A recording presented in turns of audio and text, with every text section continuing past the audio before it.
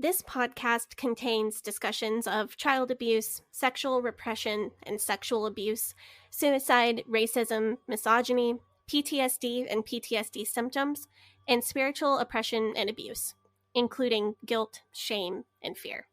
In most episodes, we will be mentioning some of these concepts in a general way without any graphic detail. If any of these topics or other triggering topics will be mentioned in great detail, we will let you know at the beginning of each individual episode, as well as in the show notes for that episode. Rolling river of time,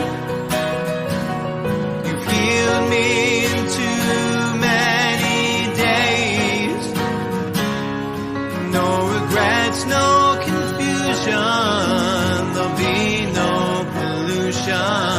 I'm so thankful I've decided to change my ways. Welcome back to the Leaving Eden podcast. Oh man, it feels so good to say that. My name is Gavri'el Hakohen. I am here once again after so long with my best friend and co-host, Sadie Carpenter. Hi, everybody. I am really happy to be back and doing the show again, back in the swing of things, kind of finding my new normal. It's good to have you back. Well, it's good to be back. I want to start this by updating everybody as quickly as I can on what's been going on with me, and I have a couple of thank yous, of course. So my father passed away while on vacation with my mother in Antigua. They were celebrating their 40th anniversary a few months early. And because he was an American citizen and was buried in the U.S., but passed away in a foreign country, there was just mountains of paperwork and legal red tape that we had to go through to bring his body home so that we could give him the funeral that he wanted and the funeral that we wanted to give him. Fortunately, we were able to complete that. It was not nearly as quick as we would have liked, but we were able to give him a service that we were really proud of, and we feel like it would have been what he wanted, and that was a huge source of comfort to us to feel like we gave him what he wanted. Daddy preached so many funerals, and he had a very specific way of doing them, and he was very intentional about getting everything done right. So we wanted to do our best by him and tried to give him the funeral that he would have planned. And I'm really glad that we were able to do it. If you're a regular listener to our show, you probably know that my dad was incredibly close with me, and that this is a huge loss. And not just for me and my family, but for so many people who knew and loved him. He was the ultimate people person. He was such a kind and loving person. And I will talk about his story and his legacy more in the future. One thing that Daddy always taught me was to give and to do things for people without expectation of return. It wasn't cynical. It wasn't like, oh, you do all these things for people, but they will never do the same for you. It wasn't like that at all. It was more like, it's better to give than to receive, and we are a family who has a mission to support others. So I didn't expect the just outpouring of love and support that I got from all of you in my time of need. So I want to thank a few groups of people, and then we can just move on to our episode. I want to thank everyone who commented or sent messages of support. My mom's biggest comfort in all of this is knowing that my dad influenced people and touched lives, because that's what he really lived for. She really needed to know that he accomplished his mission. All of your comments and messages were just what she needed to hear. I read a lot of them to her while I was in Alabama, and she was so uplifted by knowing that there were hundreds and hundreds of people who he helped through my podcast, even though he never knew you or met you. She was so encouraged by all the kind thoughts and intentions and prayers that you expressed. I also, of course, want to thank all of the people who donated money. If I told you how much this event cost my family, it is an absolutely sickening number. Like think most people's yearly salary or more. And we're fine. My mother's provided for. No one is going to be left destitute by this event. But having the liquid cash on hand to just eat when I was hungry, just get a flight, get a funeral dress for Chuck, and not have to worry about my account balance, that was such a stress relief in an unbelievably stressful time. For accountability, because a lot of people did send me money, I want to let you know what I did with that. So I used the cash that I needed to get to Alabama and get my immediate needs, food, clothing, shampoo, whatever, cared for while I was there. And then what I had left over at the end went to my mom to care for the cost of bringing my dad's body home and giving him a proper funeral and burial. Because of you, because of our podcast community, my mom and I were able to just order food. Somebody sent me a Grubhub gift card, and my mom and I got Panda Express, and Chuck loved the noodles. So thank you on Chuck's behalf for that one. But I had, because of all of you, I had coffee to stay alert on airplanes, and Chuck had nice shoes for the funeral, and my husband's unpaid days off work beyond his bereavement leave won't be a burden. So many things, small and huge, that we're taking care of. So thank you from the bottom of my heart. And finally, I want to thank those of you who were a personal support to me. The early days of grief were just a blur. And a lot of times, I just needed somebody to be on the phone because I couldn't stand being alone with my thoughts. And my husband was caring for the baby most of the time, and he needed rest. There are several of you who were there for me on the phone or on text messages and just listened to me kind of go in circles for hours, and I'll never forget that. I really wish that we'd been able to get your dad on the show for an episode. Yeah, I do too. I'll tell you what, my dad left me with so few I wish I hads and so many I'm glad I dids. And a lot of my I wish I hads are just time related. Like, I wish he had been able to see Chuck grow up. But that's not a regret. It's not his fault. It's not my fault. It's just that it didn't happen, and it's sad. Having him on the show is one of those wish I hads that just he didn't have the time for, and we didn't know it. But we are going to find a way to bring his story to our audience. He wanted to finish his book first. He was always talking about it. Like, oh, come on. Once I finish the book, I'm working on a book, and it'll be done later this year. Yeah, he was writing his doctoral dissertation, actually, on the topic of the history of the IFB. And he just kept learning more and more and going deeper and deeper into it. And as a result, it never got finished because it wasn't that he wasn't getting a lot done on it. It was just that the topic kept expanding as he researched it.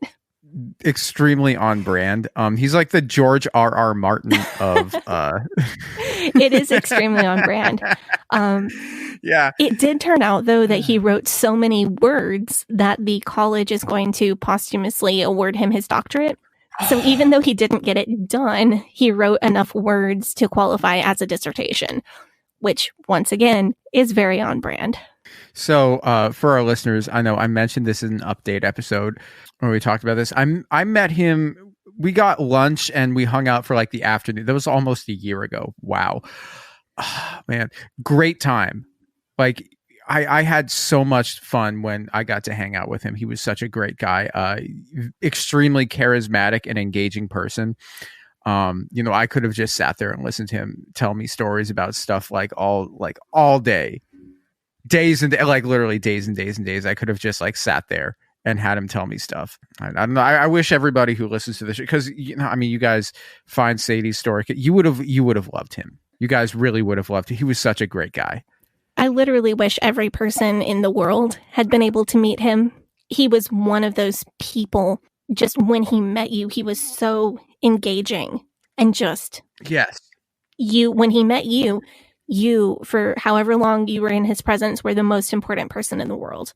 Oh, yeah. And he was just one of those people, I feel like if he had lived to 100 years old, we still would have been saying that he was gone too soon. So I think what we're going to do is, there are so many clips of him from his podcast, from his sermons, videos of him that the family has. We're going to do a show eventually where we tell his story, and I'll play some clips of him so that you can sort of get to know who he was. I'm not able to listen to his voice yet. It's been a month at this point, but I'm still really avoiding it. But when I feel like I can do it, we're going to put together a show where you can hear some of his stories. Is that and so we're going to share the video when we do that. Yeah, I have a very, very funny clip of talking to Gavi. He kind of played a prank on you. Oh, it was the funniest thing that ever, he was a big prankster. Um, I'll tell you some. I'll tell you. I'm not going to get into it now. I'll tell you some of the stories of things he pulled on me over the years, and the one time I got him back. But I have a really funny video of him pulling a classic prank on Gavi. It was very funny. Oh, it was great. And like aside from all of that, he was an excellent source of like information for us. If Sadie was confused about like a date or so, like we were trying to double check something because we'd read conflicting reports, he would tell us. Like he had so many stories that he told ended up on the show. Yeah, like he was there for the Jack Hyles poison sermon, and I wanted to know what date the sermon was preached. So instead of spending like 5 hours trying to look it up, I just called him and he told me what date it was. So I don't know how I'm going to write episodes without him. Well, I mean, we'll do fine. No. We'll be fine. Still bring you the best episodes that we possibly can. I wrote down a lot of what he said. Like the spring program episode, I just called him and asked him a loaded question that I knew would kind of get him wound up, and then just let him go and put him on speaker and sat and just took it like I was taking dictation, just took down what he wrote or what he spoke, and then I used that as notes for the episode. Wow. I didn't know like quite that, but that does, I mean, but he was there doing all of the spring program. Yeah, he came up with themes for the spring program. And then Brother Hyles would act like it was his idea. Like that's how it worked. I'm pretty sure he told you one of those stories. God, I do remember. I remember that so vividly.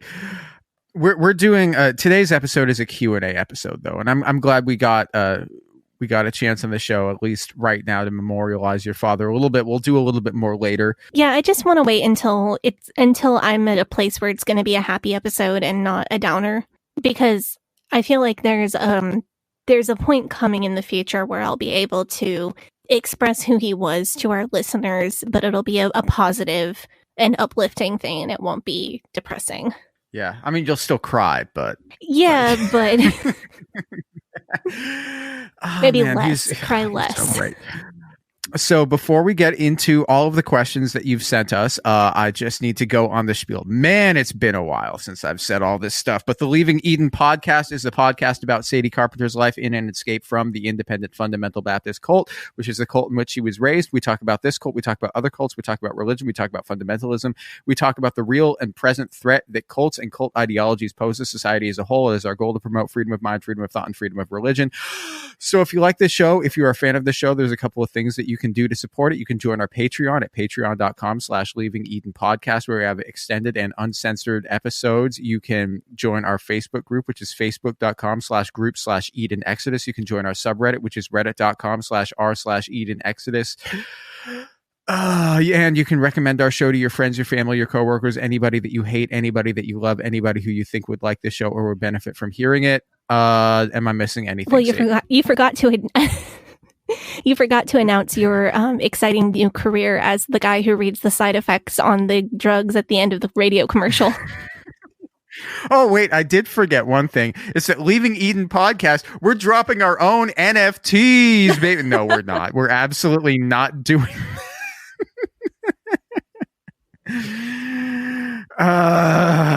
man. If we're ever that desperate for cash, I don't know what we'll do.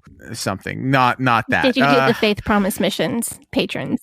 Oh, yeah. I have to thank our Faith Promise Missions tier patrons. All of you people who are our Faith Promise Missions tier patrons, we love you more than the people who give us less money than you do. No, that's not true. We actually love everybody with no correlation to... All listeners are equal, but some listeners are more equal than others. Okay, so we have our Faith Promise Mission tier patrons. We have Andrew. Is it Roucant or Roussan? I don't know. It looks like either. Andrew Roussan. Roucant. It depends on. I don't know. I'm going to pretend it's French. Andrew Roussan. Brittany. It's Brittany. We have a Carrie R. We have Crystal Patterson. We have Dee Dee Keppel. We have Eleanor Donahue. We have Emery Fairlosser, Hope Norum, Jessica Tambo like Rambo, Kay Terwee, Catherine Schneider, Kathleen Moncrief, Kristen Marie, Linda Morgan, Mary Martin, aka the actress that played Peter Pan on Broadway, Rachel Bernadowitz, Rebecca Hoyt, somebody whose name on here is Sadie's actual BFF. I don't know who that is, but oh, that's Morgan. Oh, okay. Well, your actual BFF, Sarah Reese. Finally, Wes the Cowboy. We love you, Wes the Cowboy. Morgan is trying to poach me from the BFF spot, so you better watch your back. You can have multiple BFFs. That's a good thing because I do. We're poly BFFerous. Monogamously married, but poly in the BFF world. You know, honestly, I'm down. Poly in the BFF I'm down world. for that. I'm not the jealous type, okay? I don't feel like I need to be your only BFF. I understand that our friendship is very powerful, but there is some things that I just can't give you. On that lovely note. Yeah, okay. That was good. I'm enjoying distraction humor right now is really filling a need in my life. Speaking of Faith Promise Missions, we were supposed to have a video hangout, and for obvious reasons that didn't happen. We need to reschedule that because I do want to see all of our Faith Promise Missions tier people's beautiful faces. Yeah, and speaking of Faith Promise Missions, we have a voice recording of Dee Dee Keppel, who is a Faith Promise Missions tier patron, and she sent us this voice recording of her question. So let's get into it. Hey, y'all, it's Dee Dee. I just wanted to say that I love the show, everything about the show. You guys make my life better every week. Thank you. So the questions that I had or have, I don't really know what the grammar there is. #homelearned. Are Sadie, I wanted to ask you, what things from your upbringing do you want to impart to Chuck? And what things are you intentionally not imparting to Chuck? So what things would you say, well, this was beneficial to my life and I want to pass that on to my daughter or child? And, what things are you most concerned with? Hey, I'm not passing that on. And then Gavi, my question for you was, I just wanted to know the top 5 things you're looking for in a wife, because I'm keeping my eye out for you. I got you back, bro. So I really like that question from Dee Dee. I especially like the part, there's a part for you, there's a part for me. I love Dee Dee, and I love this question. Dee Dee, we've met you on our patron hangout. You're a great person. We love you. You're special. Sadie, do you want to get into this? Yeah, this is a question that I've been asked more than once, although this is maybe the best phrased that I've heard it. There are a couple things from my upbringing that I found exceptionally useful as an adult. The first one that I would pass down to Chuck is kids learning to do grown-up jobs. I referenced this in the toxic masculinity episode, talking about teenage boys doing roofing or construction work with their dads. And we've also talked a lot about parentification when this goes too far, and teenage girls in particular are expected to do almost 24/7 childcare and house care. When I was growing up, I was expected to clean the church building without pay. I was expected to take care of a lot of babies. And this kind of felt like forced labor. So I wouldn't want Chuck or any future kids I might have to feel like they're doing forced unpaid work, but I do absolutely expect her, Jonathan and I agree that as children get older, there are age-appropriate expectations for them to have as someone who lives in the family home. I live in the family home, and I do things to keep it up. Jonathan lives in the home, and he does things to keep it up. So as a child gets older, it is appropriate to have expectations that this is what you do as somebody who lives here and you're part of the family. So I absolutely expect to teach her house maintenance, cleaning and cooking, but also how to hang a picture frame or fix a toilet. I want her to know how to change a tire and mow a lawn and teach her those life skills and have expectations that are appropriate of her age and her skills and her time, but things that are expected of her to do as far as adult type labor. Yeah, I would also assume that you're not going to be the only one who's teaching her this stuff either, Right. Jonathan is one of those surprisingly handy people. You look at him and you think, sure, he seems like a competent guy, but he's actually more knowledgeable about household stuff than you would think. He taught me how to patch a wall if there's a ding or a nail hole in it. He taught me how to use a level, and he taught me how to starch a shirt. So the kind of thing that's fairly basic, but not everybody would be confident in all of those areas. So we both want to teach Chuck that kind of thing. Yeah. So how old is it? Like when she's going to start to learn to do that? That's hard to predict, but knowing Jonathan, she'll probably have a baby tool belt by the time she's 4, because he already has one in his Amazon cart and has since she was like a month old. Yeah, handiwork is really fun. Like, you know, oh, I'm helping daddy, you know, with the baby tool belt. You sit there, you like, yeah, and Jonathan, good times. Like every couple months, he asks me if I think she's old enough for the baby tool belt yet. No, I totally get that. My dad had a wood shop in the basement growing up. I learned a lot of really valuable skills doing that, you know. Yeah, and he's super jazzed about getting to that age where he can start teaching her that kind of thing. That is exciting. It's super fun. I hope she gets into it. She might not. It might not be for her. But. Well, we'll see what she likes. And I think also, like in our house, and I may have mentioned this before, I love doing laundry and I hate doing dishes. Jonathan hates doing dishes, or hates doing laundry and loves doing dishes. So I take care of most of the laundry and he takes care of most of the dishes, because it just makes sense that that's what we like and what we don't like. Whatever Chuck, she'll need to learn how to be competent at a lot of life skills. But as she gets older and she has one chore that she prefers over others, that can be her thing. That's fine. So one other thing that I would like to hold on to from my childhood and pass on to her would be being confident talking to strangers in safe situations. As a pastor's kid, I was expected to be on all the time. Like, you have to have a friendly persona, look adults in the eye when you're talking, that sort of thing. And just like teaching kids skills can be pushed too far, this can be pushed too far. I've seen this be taken to the extreme that children are not allowed to have meltdowns, they're not allowed to have or show emotions. That's obviously not good. But for me, as an adult, I don't have any issue with public speaking. I don't have a hard time with job interviews. I don't have a hard time talking to new people. I can just meet somebody and find a connection and pull them out of their shell. And I think that is a skill that can be taught. And I think that giving your child confidence and awareness of this is a safe situation or this is not a safe situation, but pushing them appropriately to talk to people when it is a safe situation, that could be a great start. So are you going to teach her the Scientology arc triangle or nah? Probably not in the exact words. I said in an earlier episode that we're trying to limit her sugar until she's 2 or 3. So based on that concept, I think we should probably limit her cult exposure until she's at least age 7. But yeah, I would teach her those principles of how to connect with people.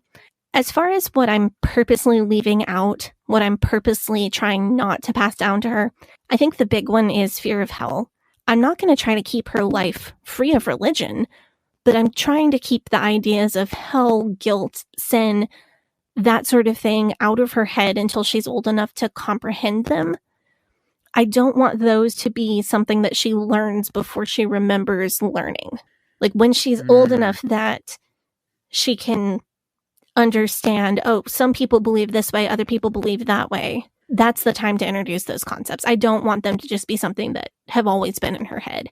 I'm not going to sit her down and tell her she's a sinner. I'm not going to mention hell to her. And then one day, if she asks me about it, then I'll explain my beliefs on that and try to give her a concept of the different ways that people think about those things. So I take it you're also not going to tell her that she's not allowed to wear pants except for culottes because those don't count for like reasons.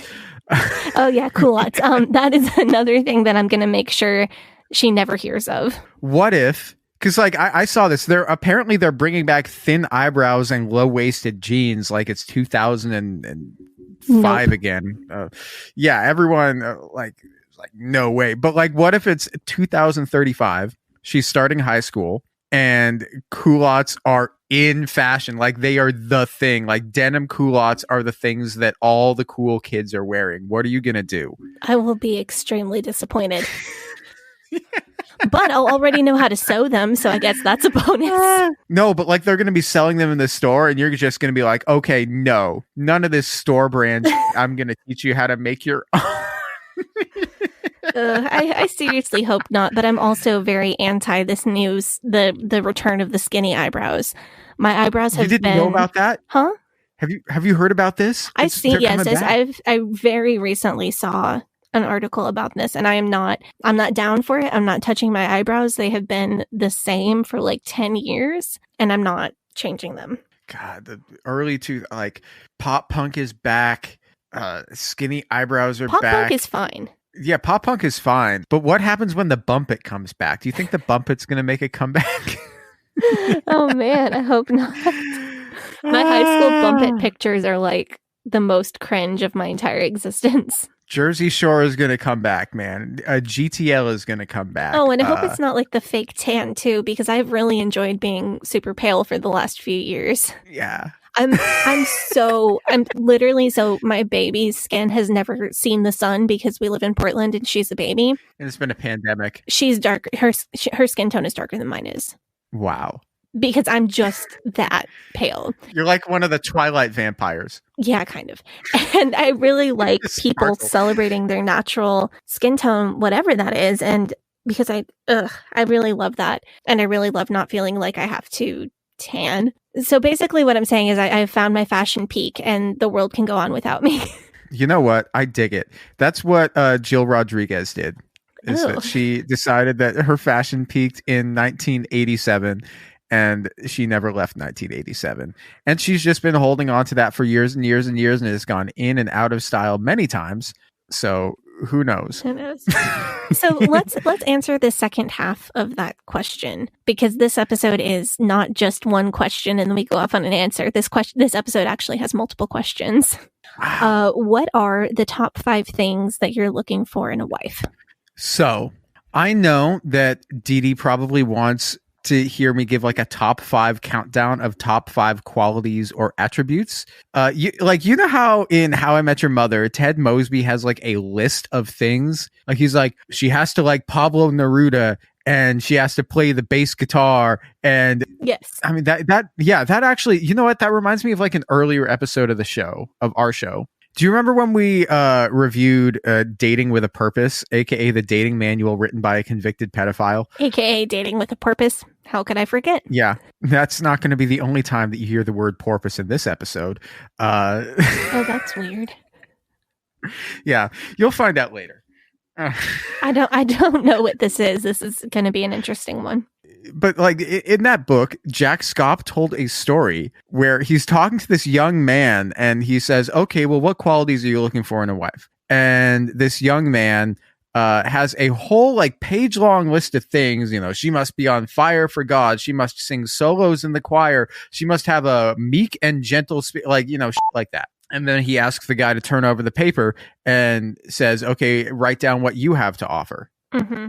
You remember that? Yeah. Oh, so are you going to tell us what you have to offer a potential wife? No, that's not what I'm going to do here. Is what I'm trying to say is like if you have a list of like requirements, you know what I'm saying? That's like giving yourself reasons to reject people who might be like great people, who might be amazing. It's just giving myself reasons to reject women because like if you come up with like 5 requirements, you know, what are you doing? You're constructing a fictional person in your head. And then even if you meet somebody that meets all 100% of like your 5 requirements or whatever, and you're lucky enough that she also happens to be attracted to you, but then you meet her and you know, she meets all your requirements and you realize that she's not as 100% perfect as what you had in your imagination, then you're never going to be happy, right? In a good relationship, like you need to see your partner for who they are, not for who you wish they were. That's a very wise thing to say.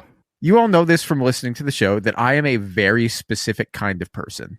I have a singular vibe that is difficult to replicate. And pretty much you won't know if you like me or not until you meet me. And then when you meet me, you will immediately know whether or not you like me. That's kind of how I am.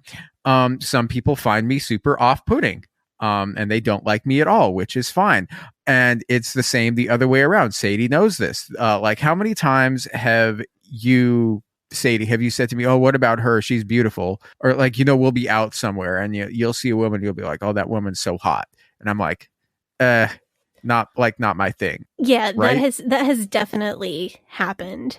Or like Yeah. like there've been people I've come across on Instagram and have been like, "Oh, cute, Jewish. This is everything you're looking for. Here you go." And you're just like, "Nah." Like, Yeah. And I'm like, "Why?"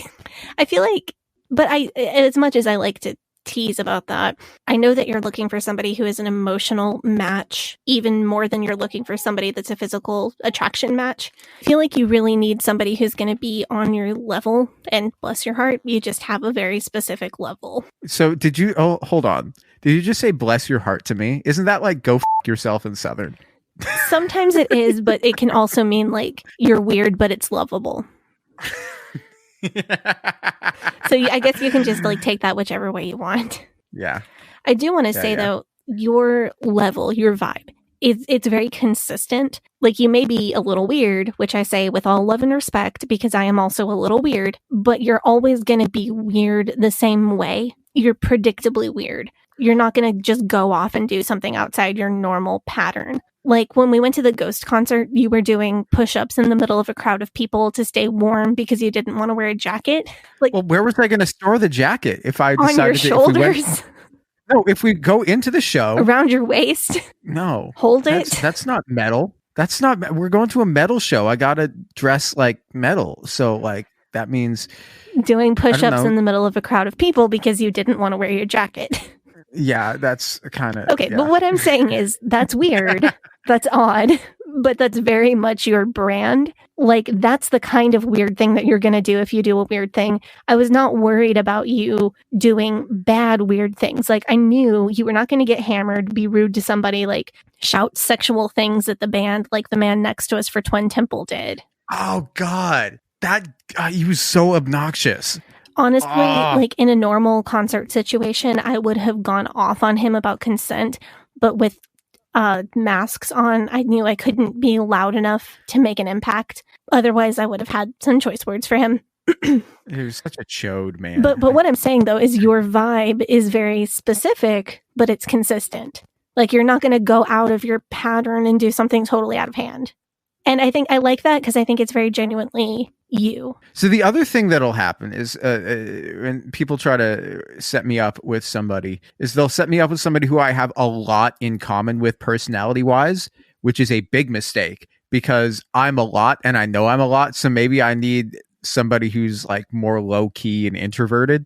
My brother and his wife are like that. Like you remind me more of him, I think, than anybody else I've previously known. Oh, well, he must be a really cool guy.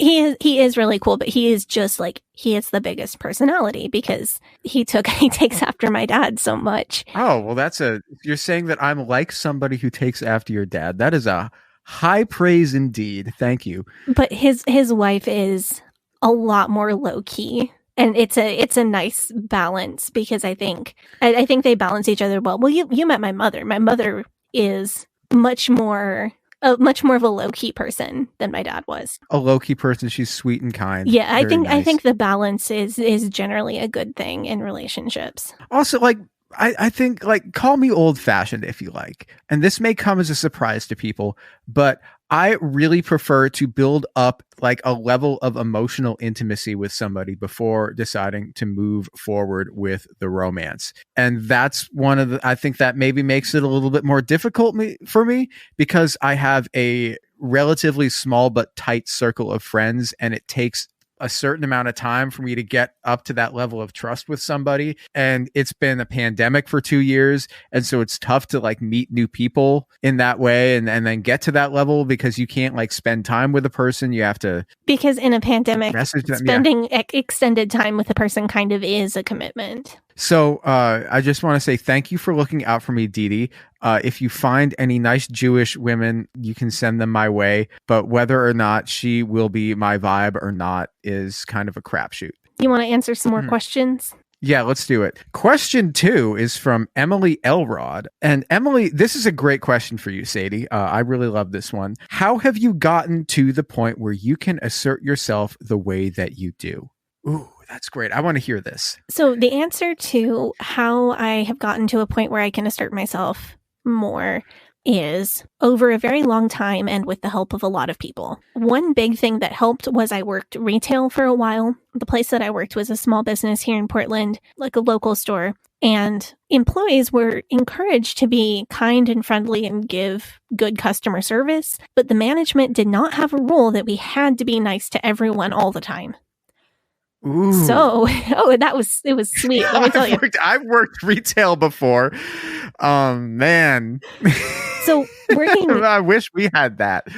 Oh, I would have said some shit. Well, working in a part of town where there are a lot of bars, a lot of times people would come in a little too tipsy and they'd get like inappropriately flirty or just generally be a little too intoxicated to be in a retail establishment. So we were allowed and actually expected by management to just tell them to get out. And we had like free reign to, get out and come back tomorrow or get out and don't come back for a week. We had a lot of leeway on how we handled those situations. So that definitely required me to step up and assert myself because it wasn't just about me. It was about the safety and comfort of my coworkers. And they were open late at night. Yeah, we open pretty late into the night. And then I eventually became the night shift team lead. So then it really was my responsibility. And I kind of just had to step up and do it. Also, at the same store, there was just generally a lot of shoplifting. And before I go any further, let me say, we did not sell food, we did not sell period products, we did not sell diapers or medicine or formula, because if somebody is shoplifting that kind of thing, I'm going to look the other way because there is an extremely high chance that they're taking it because they absolutely need it. Even scripture says, no man shall despise a thief if he steals to satisfy his soul when he is hungry. And I try to live by that.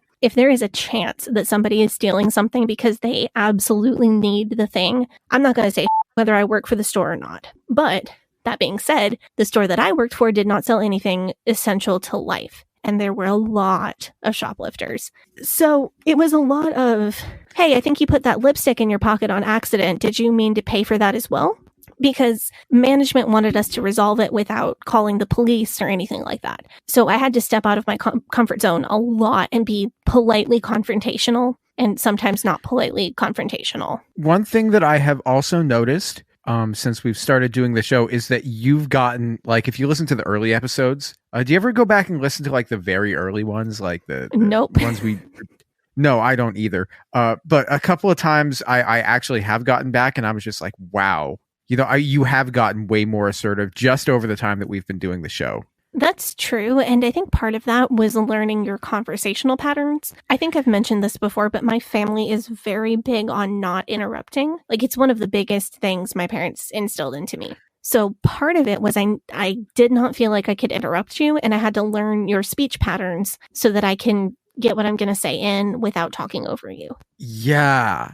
So for me, that is absolutely not the case. I don't know if everybody already knows this, but like, so if you're Jewish, and especially if your family is Jewish and from the East Coast, like, you just talk over each other. Like, that's just what you do. Like, if you know how somebody's sentence is going to end, you don't need to hear the end of it because you don't have time for that. You see what I'm saying? Like, yeah. Everybody's just impatient. Get on to whatever the next part of the conversation. Like, did you ever see the movie Uncut Gems with Adam Sandler? I saw like 2/3 of it. I could not understand what was going on in that movie because everybody was talking over each other the entire time and I couldn't catch the plot. And it made me so anxious that everybody was interrupting everybody. Really? Wow. Okay. So I watched that movie and it was like, for me, watching that movie is like stepping into a hot shower after you've had a long day outside in the cold. Oh my goodness. It literally made me so anxious that I couldn't finish it. Yeah. So I grew up, I had a speech impediment. Like, I had a bad stutter when I was a kid. And I had to like take speech therapy when I was in elementary school, which sucked. I got made fun of for that. No fun. But it still takes me like a lot. Like, you listen to me talk, it takes me a long time for an idea to go from my brain to out of my mouth in word form. And if you grow up in an environment where people talk over each other, you realize that you have to get your ideas out there, you have to start your sentences early. You know what I'm saying? Yeah. Like, as the show has progressed, I've really had to adapt my my style of communication, like to try to not interject with anything. Because like, if I do that, I know that like our listeners, they come from more your background than mine, so they'll think that I seem like a jerk. Yeah, and I think alongside getting to know how each other speak, there was also a lot of building trust between the two of us. I know that if we interrupt each other, we'll go back and make sure the other person gets to speak. And we know if we say something that comes out weird, it can get cut in the edit, so we can say it again the right way. We trust each other to give each other fair time and a fair hearing. And we've built up that trust over almost 2 years of doing the show. Wow, it has almost been 2 years. Pandemics, like everything shut down like this week, 2 years ago. Wow. Yeah, but when we first started out, neither of us had ever podcasted before. And we were like, how hard can it be to talk on a mic about stuff and put it on the internet? It turns out way harder than we thought it was, but also easier than we thought it was in different ways. I don't know. A lot of it comes down to editing, which is another thing that I've gotten better at since we've started out. Like if I listen back to the old episodes of the show, I'm just like, wow, I left way too much space in. I want to go in and chop out all of the dead air. It's irritating for me to listen to. But yeah. I think it's neat though, because people listen to the first couple episodes, and then if they keep listening, they get to hear us grow, which is really cool to me. And then also, finally, I'm still growing and I'm still learning that my voice and my opinions are valid and can be put on an equal level with a man's or with anyone else's for that matter. I'm still working on seeing my own opinions as valid, especially in areas where things really are an unprovable or hypothetical or just opinion, not something that can be backed up with facts or not. Like take our recent Patreon debate that we had about death with dignity, right to die. It is so hard for me not to just go, oh, your opinion conflicts with mine. You must be right and I must be wrong. I don't know how exactly. Really? Yeah, it's so hard for me not to just bend to conflict. Like you definitely do assert yourself more than you used to, which I think is great, and unlearning of toxic things that you were taught, which is excellent. All right, we're going to move on to the next question. And we have Baby Chuck in here. She's going to let us know if she has any special opinions about this. So if you say anything that she really doesn't like, you'll hear from her. Yep. Yeah. Okay. This is from Bethany Hornbeck. Bethany says, "Hi, I am deaf IFB cult and abuse survivor. I love your podcast. Would you ever consider doing more YouTube content?" Ooh. So I don't know about you, Sadie. This is probably more a question for you. I personally have zero interest in doing content for YouTube. In fact, I have negative 1000% interest in doing content for YouTube. See, on the other hand, I would love to do YouTube content. I do make videos on TikTok, and I always include closed captions for people who use them. So I definitely suggest checking that out. I'm at Sadie Carpenter 1 on TikTok. The problem with me and YouTube is I feel like I need to look nice for that. So I got to wash and dry my hair and do makeup and pick out an outfit and then sit down to film. And that's just so far out of the range of things that I have time for. With you. With this baby. Yeah. So the thing about our show as of right now, I mean, I wouldn't call it easy to do with a baby, although that's not really like, it's not really for me to say whether, but it's like doable. It's not easy for me to go to the grocery store with a baby. It's wonderful. I love it, but it's not easy like it was going to the grocery store without a baby. Yeah. The way that our work schedule is usually I wake up, and there's a text message from Sadie saying when Charlotte's first nap is going to be, and then that's when we work. And we work for like an hour or like an hour and a half. Then we do that like 3 or 4 days a week. And then on the remaining days, like maybe we'll either work 1 or 2 times a day during the naps. So like depending, we're either working in the morning and afternoon, or in the morning, or just in the afternoon. We do that 3 or 4 days a week. And then on one of the remaining days is taken up by me doing the edit. And that's all done like sitting in front of my computer or in front of a microphone, or like I could literally sitting in front of my computer, like in a bathrobe, just like having rolled out of bed, because we've already done all of our prep, and it's just like, okay, we're recording at like 9. Cool. I can have my computer set up at 9. And then, or like I come home from the gym, I'm sweaty, I'm in workout clothes. It doesn't matter because I'm not on camera. Like, for on the other side of things for me, I wake up, take care of the baby.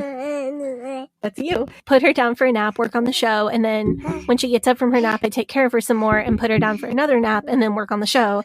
And then when she gets up from that nap, it's dinner time and bath time and cuddle time. And then after she goes to sleep, I might still be working on the show. So I like it, but there's no, you will notice there's no time slot in there for me to do makeup or like iron clothes for that particular day. Because I work like 12, 14-hour plus days on days that I work. And I'm not complaining. I'm really not. I love that my passion and my hobby has turned into a side business for me. And I love that I have the time freedom to put so much into this show. But there just is not wiggle room in my schedule. I can find time to make a 3-minute TikTok, but I don't feel like I have to put on makeup or look any particular way to do a TikTok, which I do give credit. I give credit to Heather Heath. She is so naturally pretty, but she doesn't do a whole bunch of makeup or dress up for TikTok. So seeing her videos made me feel that I don't have to have a full face or special clothes to make a video. And that's been really great for my self-image in that regard. Yeah, it's a rare case of social media really improving my body image. Hey, well, that's good for you. I'm happy for you about that. So are you? The other issue with us doing YouTube content, I mean, there's a myriad of other issues, but one, the monetization structure is different. Like the viewer base is required to generate, like that you need to generate revenue is much larger. So we can't do an episode that's like 90 to 120 minutes long because that's going to require more of somebody's attention. So if you're listening to the podcast, like, you know, I like podcasts because, you know, you can listen to it while you're at the gym. You can listen to it while you're driving, vacuuming, you know, like cooking. You can just be like hanging out at your house. You have a podcast on doing whatever it is you're doing. You know, depending on what your job is, you might be able to listen to it while you do your job. If you're doing video, like you've got to be watching the video the whole time. I mean, I guess you could just put it on in the background, but like what would we be doing in video that... Yeah, if it's just on in the background, we can't show people images or play clips for them. Like the video doesn't add anything to our content that we already have, unless it's something that somebody's just going to sit down and give their full attention to. Right. And if there's like a picture that we want to put up or like a video clip that we want to see, we'll probably just put it on Instagram. Because that works too. I don't know. I don't really like video podcasts as well because like a lot of those are you're just looking at somebody sitting in front of a microphone anyway. The other issue with doing video is that I don't know how to produce video. Like my MacBook is 8 years old. It does fine running Logic Pro, which is the DAW that I use. But it will not do any video processing. And I've tried before to make it do video stuff for various things, and it just gets overloaded, makes angry noises at me, gets super hot, and then decides that it doesn't want to do it and like nopes the fuck out. So see, I can do like super basic video editing, but I don't have a computer to do it on yet. So. Yeah, and also like the video editing takes time. See, I like video editing. But anyway, all that to say, we really love doing just audio content. But if you do want additional content that's always captioned and more visual, feel free to check out my TikTok. Yeah. You really did have some stuff to say. She really does. I think Chuck wants us to do video content. Well, she's kicking my computer, so however you want to interpret that. Yeah. So one other thing, just reminded me that you are a deaf listener who asked this question. And a while ago, like a year ago, we said that we were going to try to do transcripts for our episodes. Obviously, that has not happened in the capacity that we would have liked it to happen. And we have had some people ask about that because we like made it that we're like, we're going to try to do this. And I guess it's just, I should just say what actually happened with that, which was that I spent like $120 on transcription software, which, you know, I use that to transcribe one episode. And my computer barely got through it. Like it was freezing up and just not taking it well because it's old. And it ended up taking like 2 hours to transcribe the audio into text. And then I had to go through and like change all of the things. And my computer was just like not working properly for like days and days and days after that. So I would like to make transcripts happen in the future, but it's going to have to wait until I get a new computer and enough time that I can like go through and do our back catalog because it's such like I mean, if there's a specific part of an episode that you want a transcript of, then you can message me and I will see if I can get that through to you. But having like the whole back catalog done, transcribed, that's not going to happen in the near future unless like I get a new computer, at which point I will try to make that happen over a period of time. Oh, we also got another question related to production, which was whether or not we see each other when we record. And the answer is no, we don't see each other when we record. We have only ever been in the same room to record one of our, I think it was a Duggar update episode. I think it was the one that was both a Duggar and a Hovind episode.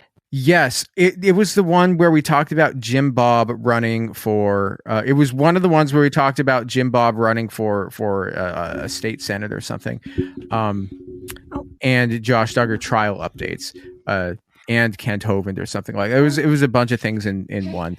Yeah, I really think it was Josh Duggar got a trial date and Kent Hovind got a new wife or something. Then again, that happens so often it's hard to remember. But I'm cheating. What wife is he on? Number 5? Number four. But it's been a while, so you never know. Yeah, it was from like September or October. Yeah, that's like the only time we've ever been in the same room for recording. We don't even have like a video chat open when we record. It's just like... Yeah, and I think it's better for me because if I have to be on camera when I'm talking, I get too worried about how I look. And also not having a visual element lets me sit however I want. I have a lot of back pain, so that's pretty essential. Yeah. Well, that's cool. Anything else you'd like to say, Baby Chuck? No? So thanks to the magic of editing, Baby Chuck is now in bed, so we can go on to the next question. Snap my fingers. It is done. The deed is done. Okay. Our next question is from Caitlin Ashleman. How were neurodiverse people, ADHD, autistic, Tourette's, etc., how are neurodiverse individuals treated in the IFB and fundamentalist Christianity? I listened to the episode on mental health and Sadie saying mental health isn't something that quote unquote exists in the IFB, but the above conditions don't exactly fit into the mental illness category. So do you want to handle that one? Yeah, absolutely. Do you want to take that? Yeah. So I want to address each one of the things that Caitlin mentioned separately because I saw them treated actually very differently. Tourette's, and I might also mention epilepsy in this statement, were treated as a physical ailment. There were people, there were people with epilepsy in our church, and a person with Tourette's often visited our church because they had family members in our church. I have heard from so many people that their specific church treated these conditions as potential demon possession, like, well, maybe there's something physically wrong in your brain or going on in your brain, but you also might have a demon, so we should try an exorcism. And I've heard plenty of stories of attempted exorcisms, especially for Tourette's, so I don't want to discount that. But in my church, fortunately, they were seen as physical health problems, like there is something different about the biological way that your brain works, and people were encouraged to see a real doctor for it. On the other hand... Good. Yeah, that's good, but I'm about to tell you the bad. Autism and ADHD were not treated nearly as compassionately in my experience. I feel like being fundy and growing up with ADHD would be a nightmare. I'm close to several people who did grow up ADHD in the IFB, and it was absolutely terrible. I know of a kid who was suicidal as a young child because they couldn't be still and quiet like it was expected of them, and they thought that they were just extra sinful or something was like morally wrong with them. There was a different kid a little bit older than me in my church who had ADHD, and I think he was treated really badly. Just in my opinion, he was always treated like an outsider or like a different type of person. I know that kids in regular public schools who have to go to the nurse's office to take ADHD meds often get bullied, so that's not exclusive to fundamentalism. But growing up, the person I knew who was on medication for ADHD was stigmatized because there was this perception that his parents were just putting him on medication instead of trusting God, or putting him on medication instead of fixing his spiritual problems that were causing his ADHD. Wow. Yeah. And his parents stayed in the church. Yeah. Even though, wow. I just remember there being a lot of discourse about, is ADHD real or is it just rebellion? That sounds like the absolute worst. Oh my God. It is the worst in so many ways because, number one, who you are is the topic of discourse, which I, as a bisexual person, and you as a Jewish person, can definitely relate to. Yes.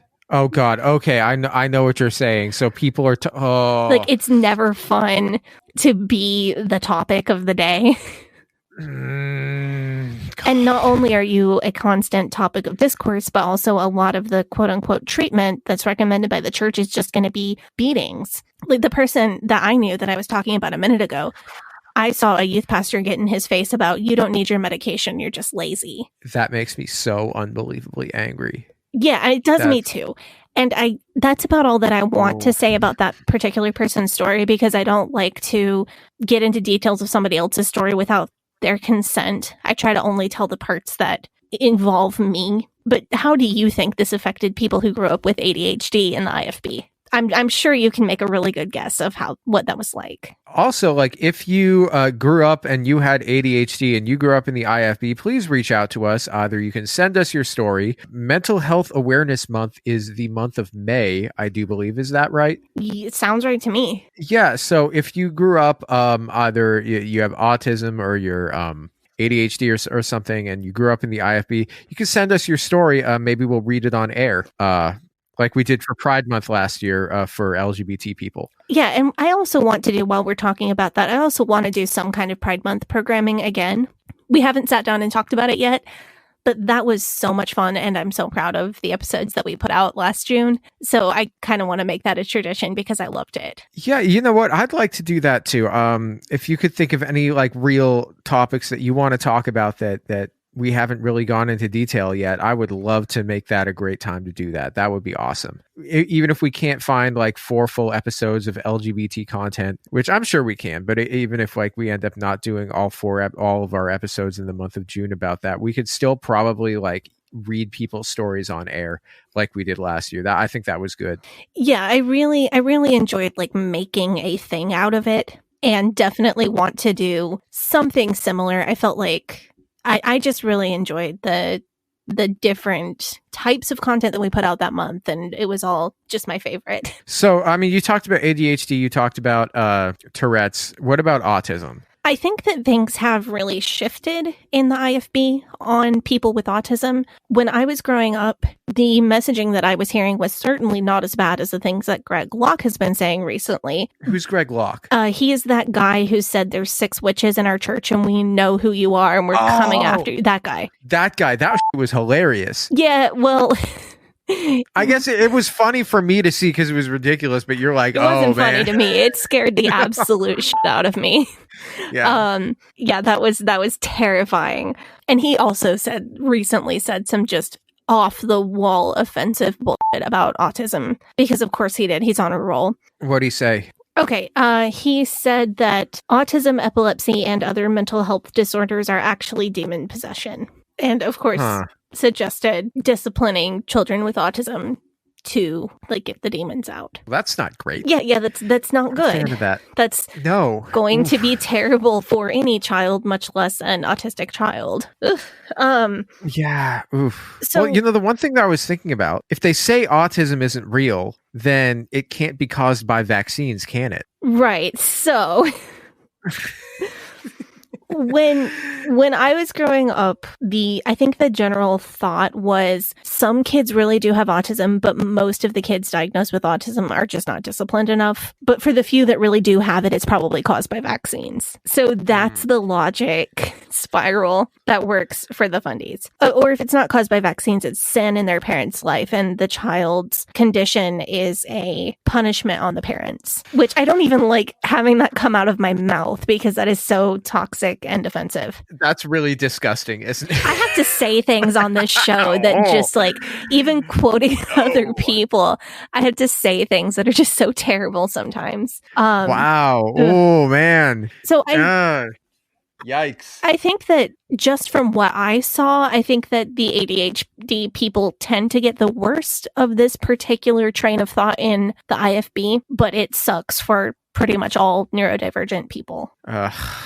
Well, that's rough. That's a rough way to end that question on. I guess. What did you expect, though? I mean, this is the IFB and a serious medical problem that we're talking about. Yeah. Did you really expect me to say, oh, they're actually super accepting of neurodivergent people? You know, sometimes you tell me something and I'm like, oh, that's a lot better than I expected it to be. Yeah, so, I can't pull one of those off all the time, unfortunately. No, sadly. I wish you could.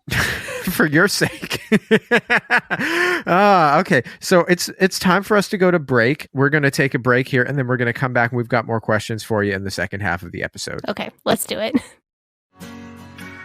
Hey, Sadie here. If this is your first time listening to the Leaving Eden podcast, make sure you go back and check out episode 57. It's a primer episode for new listeners. That episode tells my personal story and gives you all the terms and information that you'll need to know going forward. Also, check out our cult true crime series, The First Family of Fundamentalism, so that you can get the whole cult story. If you like our show, you can support us by joining our Patreon, where we have extended and uncensored episodes as well as other bonus content available. You can also join in the discussion in our Facebook group. That group is called Eden Exodus. Tell a friend, tell a family member, tell your worst enemy. The Leaving Eden podcast is a fully independent podcast, and we really appreciate your support. Now, back to the show. We are back, and we have another voice recording to start off the second half of this episode. Somebody who is one of our patrons, Victoria Gordon, she sent us a voice recording, and I'm going to play it right now. Hey, Sadie and Gavi. Thank you for doing another Q&A episode. I always love these. This question's really for Sadie, obviously. I want to know how you plan to discuss your past with Chuck, how you want to address growing up in the fundy world, and how you want to impart that education. Obviously, you've got basically a 1-year-old now, so it's a little hard to say at this point probably all the particulars, but how do you plan to introduce that into your kid's life and future kids as well? Thanks. So that is another really good question. I feel like my thoughts on this are really similar to my thoughts on ongoing age-appropriate sex education, as opposed to like a one-time sit down and have a really awkward conversation with your parents event. I don't see... Oh, but that's iconic. The talk is iconic. Yeah, absolutely not doing that. Like, I am already doing age-appropriate sex ed with Chuck by teaching her scientific and clinical names for her body parts and she can't even talk. And I'm already doing consent education with her literally every day. I hope she grows up to be a very well-adjusted child. Yeah, either I'm doing a great job or I'm really messing it up, and I won't know for like 18, 19 years minimum.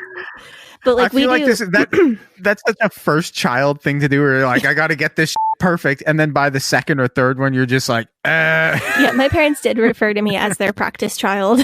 But with Chuck, like how we do, I do want to talk about consent education for a 12-month-old, because this is going to be my soapbox for the episode. We play a game where Chuck loves being tickled. And I know that she loves it because if I stop, she will grab my hand and like put it back on her stomach or her foot or wherever I was tickling. So she clearly actually enjoys it. And I'll I'll say go and I'll tickle her tummy, and then I'll say stop and I'll take my hand off. And then I'll wait for her to like put my hand back, and I'll say go and tickle her. And then if she like bats my hand away, I'll say stop and take my hand off. And we'll play that like stop go game, or I'll have Jonathan do the stop go directions, or I'll do the directions for him. And we'll do stuff like that, or we'll do the same thing with kissing her face. I'll say go and kiss her a bunch of times, and then I'll say stop and pull away. And so we're trying to lay the foundation that like when you say stop, the person is expected to stop. So did you just like figure out how to do this yourself, or did you like read about this somewhere? The specific way that I do it is something that I came up with, but the idea of like stop and go game, or like the idea of teaching consent very young, is something that I've read a lot about. Interesting. Okay, and then we also smart. We ask before we kiss, ask before we hug, and she's too young to say yes or no. But I still think that there's a lot of value in cluing her into the idea that people should be asking before they touch you. So very smart. Well, I hope it works out. I'll let you know in, like I said, like 18 years.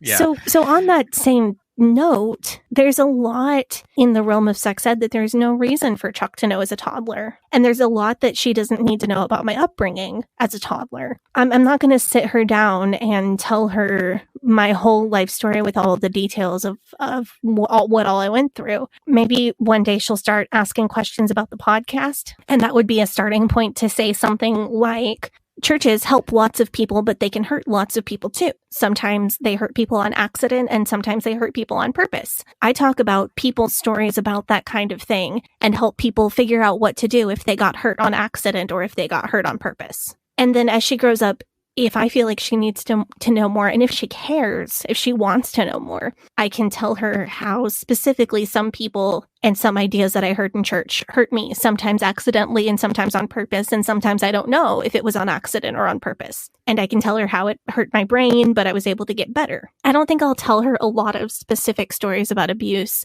until she's an adult or close to adulthood. So here's a question. What if she starts listening to your show? I would try to keep her away from it until she was probably 16 or so. But what if she decides she wants to listen to it anyway and just doesn't tell you? Well, Jonathan and I have a lot of ideas about phone use and internet access and children under 12-ish. But like you referenced earlier, we're first-time parents and we got a lot of good ideas, but we don't really know how they're going to work out yet.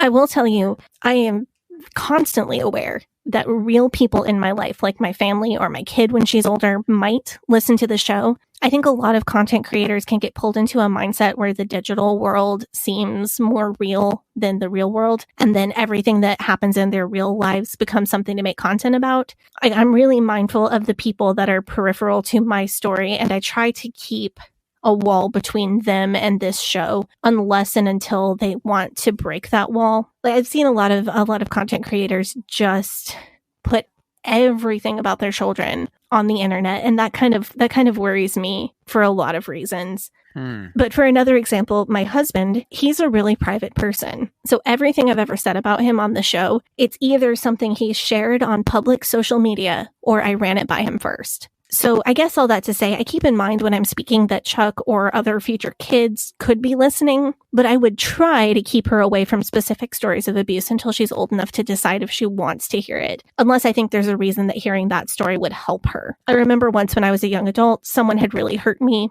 and my mom shared a story with me about something similar that she had been through, and it hurt to hear a story about how someone had hurt my mother, but it really helped me to know that she understood the feelings that I was having. So if I felt like there was a story about something specific I went through that would help Chuck when she's older, that would be something I'd share, but I don't think I'll ever sit her down and just give her the rundown of what happened unless she is, close to adulthood and curious. So there's also the possibility that if she listens to the podcast and then she gets to the part where like she's on it as a baby making noises, she might find that embarrassing. Yeah, I hope not, but that's always a possibility. I feel like I would love to have recordings of my parents when I was a little baby, but you never know. I think in one of like the early episodes also I accidentally left in like a poop emergency. Low key. That's specifically why I asked you to take poop emergencies out of the edit, because I don't want to embarrass her in the future.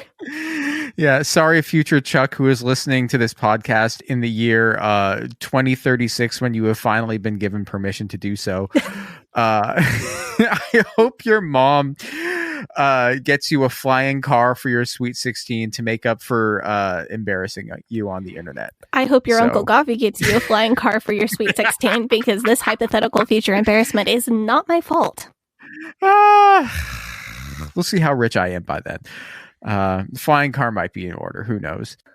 Our next question is one that we get very frequently, like time and time again, from people who discover the show and then they want to know the answer to this question, which is, why did you decide to convert to Catholicism? Oh boy.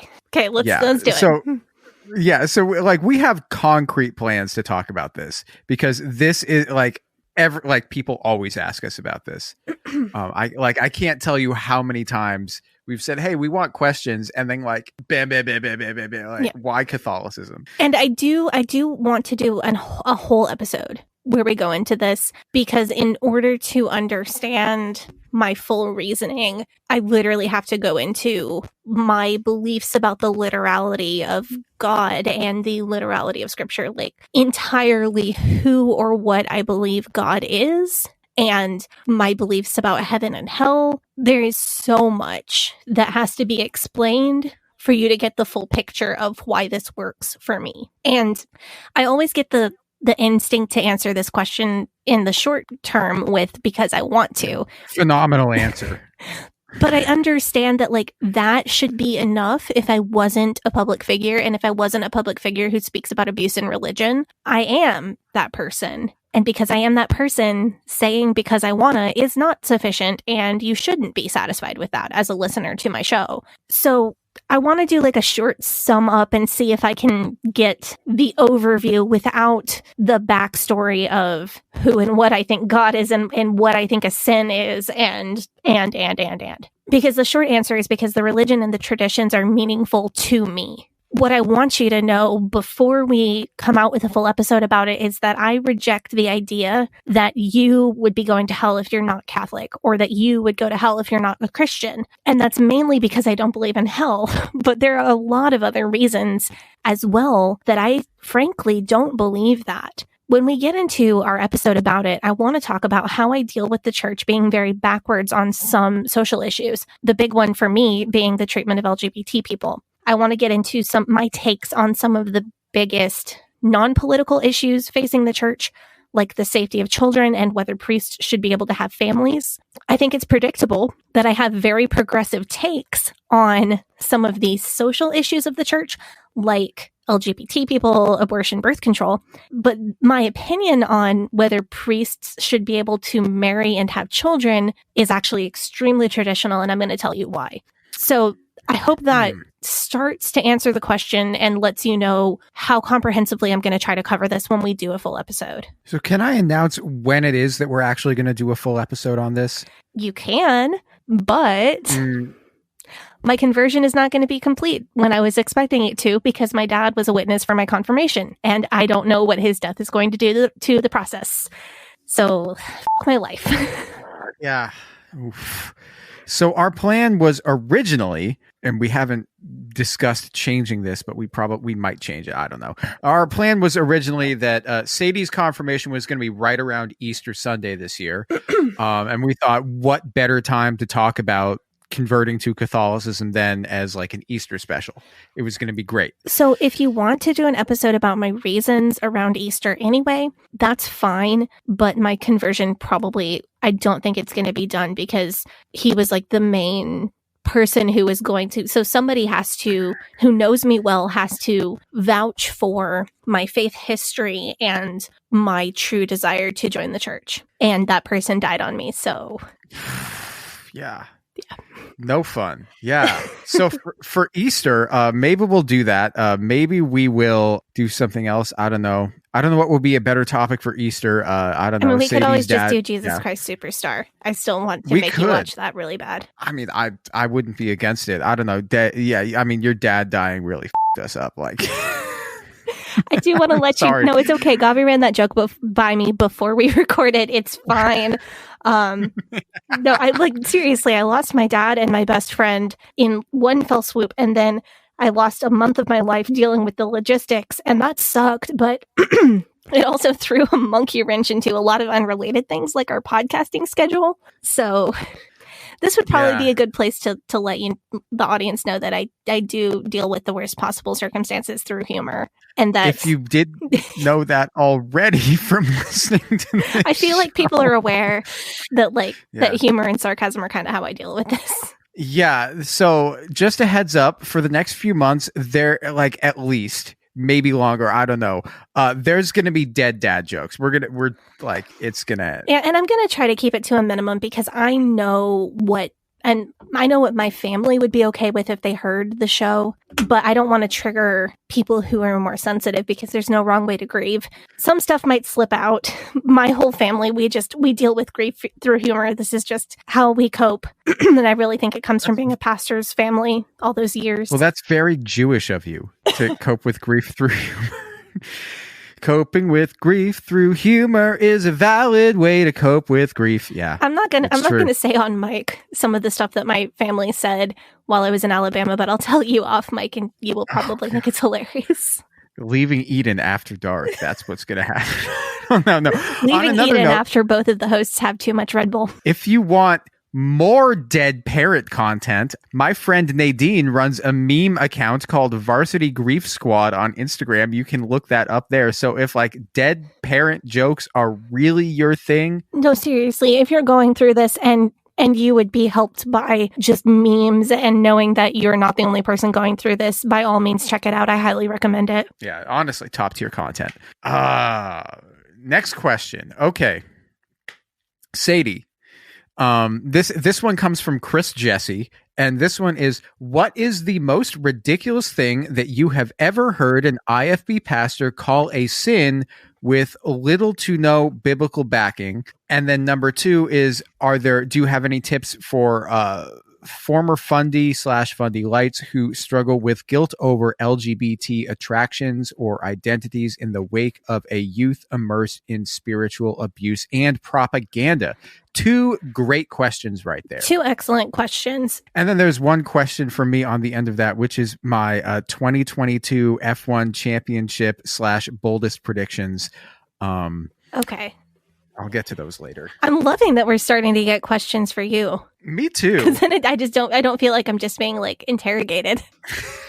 So, okay, the most ridiculous thing that I've ever heard an IFB pastor say was a sin with little to no biblical backing. The one that comes to mind for me was not a pastor, it was a pastor's wife.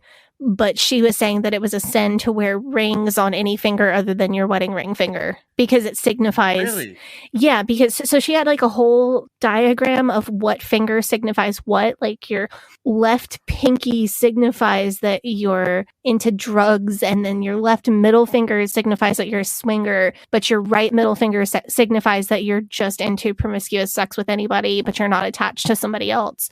Your right thumb is bisexual, and your left pointer finger is lesbian. Like she had like an entire scheme where every finger meant something. And if you wear rings on those fingers, then you're signifying to the world that you're into all this quote unquote deviant stuff. Is this like the thing where they're saying that, what was it? Where they think that like whatever it is, you're like what kind of shoes you're wearing or how your shoes are laced tells people what sexual acts you are. That was a thing, yeah, right? Like lacing your shoes weird, which is really funny because fundies think that everything is hanky code, but they don't know about hanky code, and it cracks me up. Hanky code is that's lesbian, right? No, it started with gay men, and I don't know what the community is like in other areas, but in Portland, the lesbian community does a variation of hanky code, and then some people make the bandanas into little bows and wear them, which I think is adorable. So it changes from like city to city. No, so the colors are the same, and the left-right orientation is the same, but I've only heard of people making them into hair bows in Portland.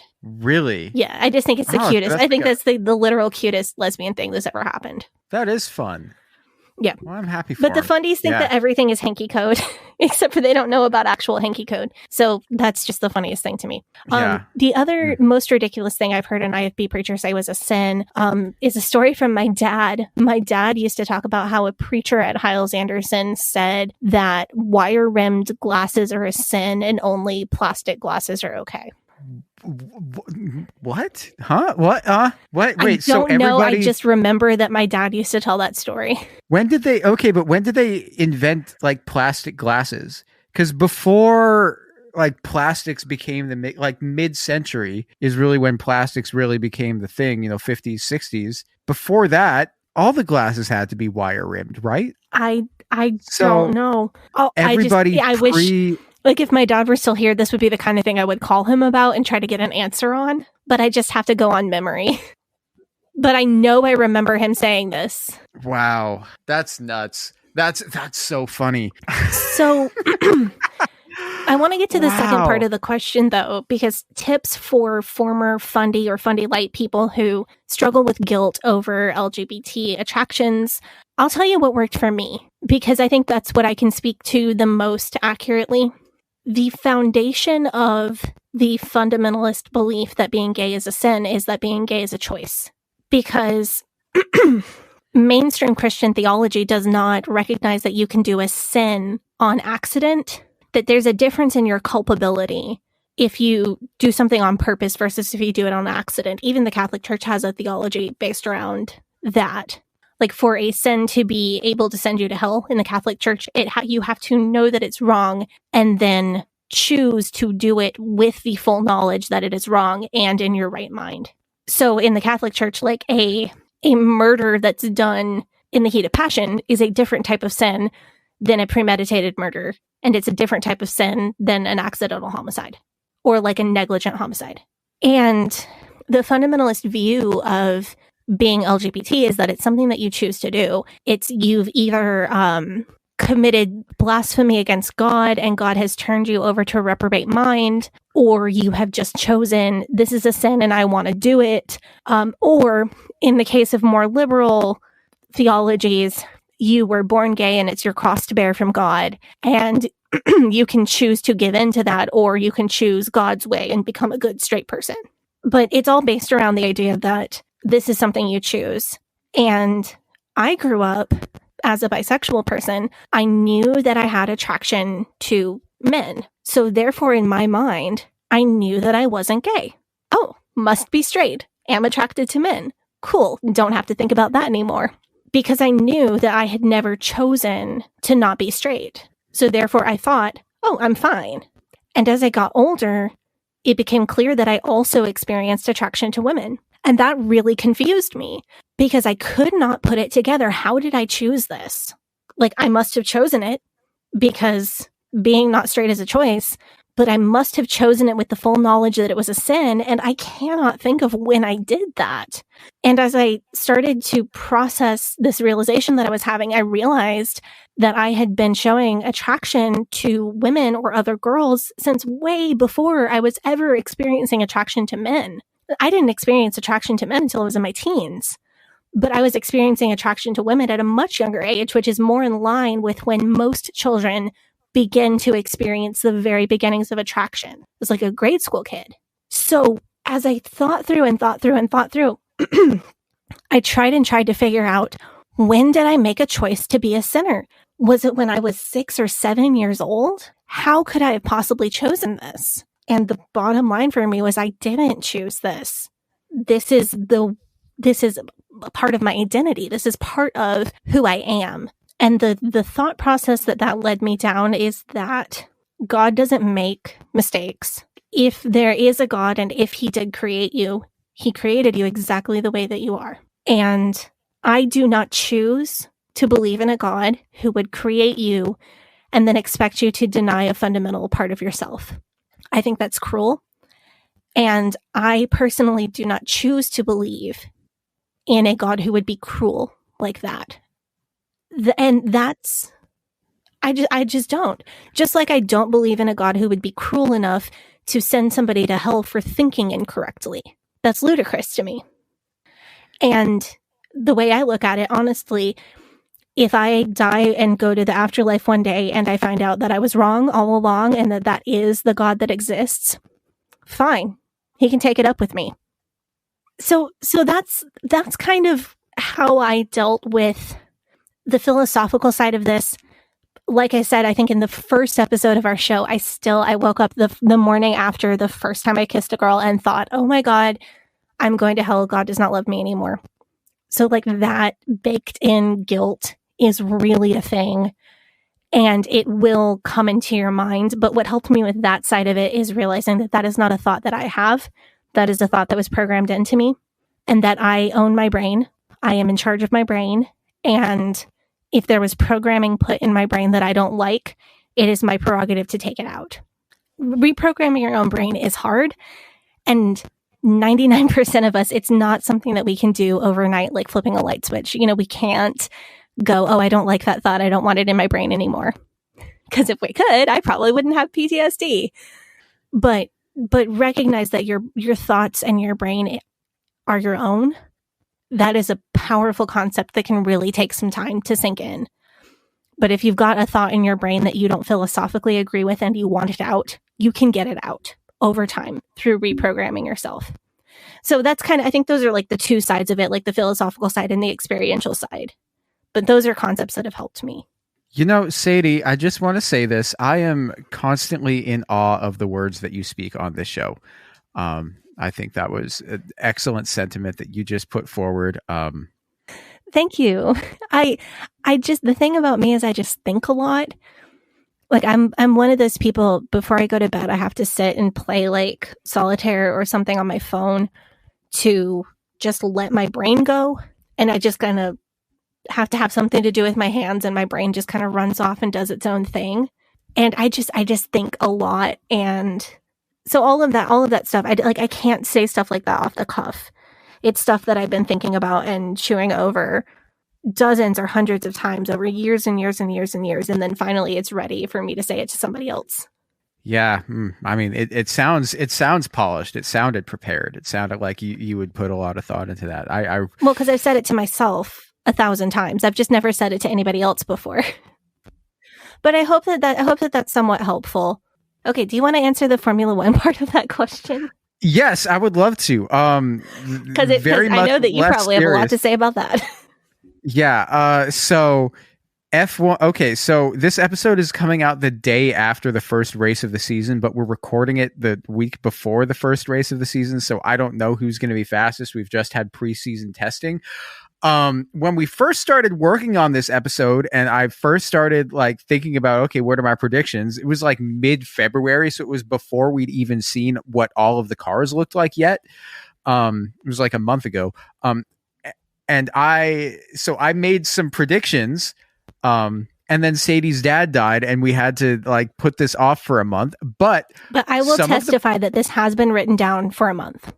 Yeah. So some of the predictions that I made at that point already have come true. First one, Ferrari is going to be quick. Second one, Red Bull and Adrian Newey are going to come out with some crazy, weird innovation that is going to give them also a very fast time. The one that I'm most proud of and is 100% true as of now is that in 2022, Nikita Mazepin will not drive a Formula One car anymore. Because as you know, Nikita Mazepin's race seat was dependent on his father's company, Uralkali, sponsoring the team. But since they are a Russian fertilizer company run by Dmitry Mazepin, who is Nikita's father, who is a Russian oligarch with close ties to Vladimir Putin, Haas F1 team terminated the sponsorship and replaced Nikita Mazepin with their old and better driver, Kevin Magnussen. Solid F1 driver, knows the team, reliable, good at setting up and developing a car. Very happy about this. Everyone hated Nikita Mazepin. Everyone seems to be happy about this, except for Nikita Mazepin himself and the 4 people in the entire world who, for God knows what reason, like Nikita Mazepin. He's a dick. My boldest predictions, though, is that there will be 4 first-time race winners. Count them, 4. I'm guessing Carlos Sainz Jr., Lando Norris, George Russell, who is going to be up driving for Mercedes for the first time this year. Very excited about that. And finally, 4th new race winner this year is going to be the Canadian sensation, Daddy's Cash himself, Lance Stroll, Sir Lancelot. Also, I'm predicting a podium finish for Williams, and a real one this time, not just like a weird wet race where shenanigans happen. My regular prediction, I think that Ferrari and Red Bull will be the 2 teams to beat at the start of the season. Max Verstappen will defend his title and win his 2nd consecutive World Drivers' Championship, and that Mercedes themselves will get into the mix later in the season once they get the porpoising under control. At the time this episode comes out, it will be the day after the race, so we'll see if that's true. But at preseason testing, when we were watching the cars drive around, Mercedes showed up with their like crazy side pod design that was like not there, and everyone lost their minds and thought that the car looked like it was going to be amazing, but then it was porpoising real hard on the straights and even through the corners. So I think that's going to give them trouble. What is porpoising? Do you want to know? I will tell you on the Patreon. because Okay. other people don't want to listen to me talk about F1. So if you want to listen to me talk about F1 and aerodynamics, Okay, so this is a question for both of us, but I feel like Gavi's going to have maybe more to say. What do mainstream Jews think of Orthodox Jews? Is it like how mainline Protestants think of fundies? Have you seen Unorthodox or My Unorthodox Life?